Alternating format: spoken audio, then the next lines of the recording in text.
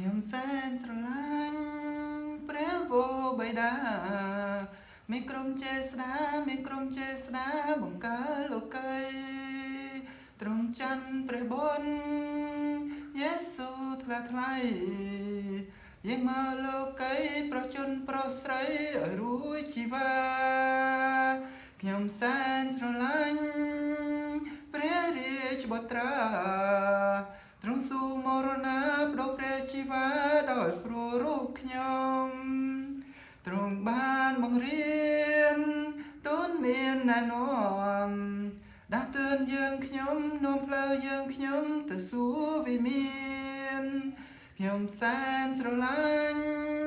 អង្គព្រះវិញ្ញាណទ្រង់លំកំសាន្តទ្រង់លំកំសាន្តហើយស្អាងចិត្តខ្ញុំទ្រង់មានចេស្តា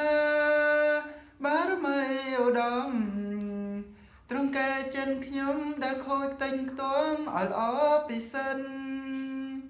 ខ្ញុំសែនស្រឡាញ់ព្រះបន្ទូលពិតបន្ទូលជីវិតបន្ទូលព្រះពិតដាស់តឿនទូនមានខ្ញុំអានគម្ពីរហើយអធិដ្ឋានដែលតាមលំអានតាមការបងរៀនពីព្រះឧត្តមខ្ញុំសែនស្រឡាញ់ពួកក្រុមជំនុំដែលថ្វាយបង្គំដែលថ្វាយបង្គំចំពោះព្រះពិតយើងពួកបរិសុទ្ធប្រកបចិត្តស្និទ្ធស្រឡាញ់ព្រះពិតស្រឡាញ់ព្រះពិតហើយដំកើងត្រង់ខ្ញុំសែនស្រឡាញ់អស់ទាំងនោះផង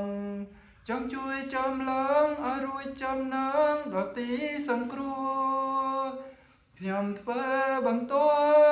ល់ពីព្រះដ៏រស់នំគេជឿស្មងជឿព្រះដ៏រួមគឺព្រះយេស៊ូវ